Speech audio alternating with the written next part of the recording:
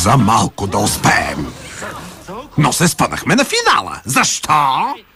Защото нашата малка Мек реши да бъде почтена. Къде е Мек? Гледай ти, юнакът. Само ти ми липсваш. Пусни я веднага. Овладей си нервите. Ела, да ти покажа нещо. Подземният свят е малък, нали? Мек! Не пипай. Както виждаш, Мек вече има нови приятели, които не кипят от живот. Нали обичаш сделките? Вземи мен на нейно място. Синът на най-върлия ми враг, затворен за вечни времена. Първи път. Дали не е капан? Втори път.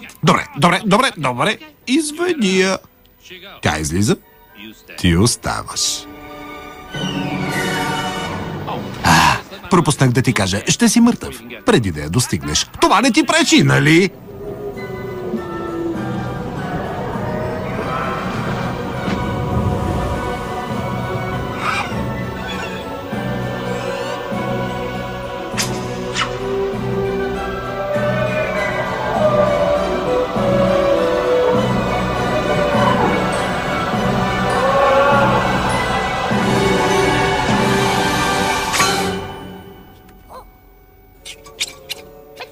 Какво става с тази ножица?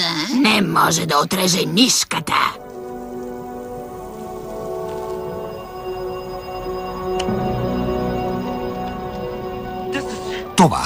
Това е невъзможно.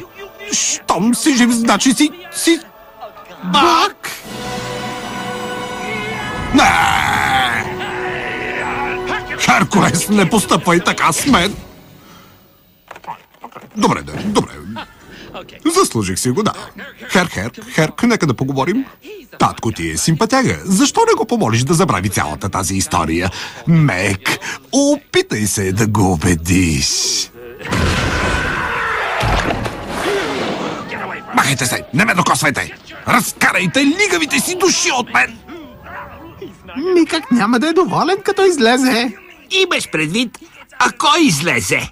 Думата "ако" ми хареса. Тук е гадно. Искам да се махна.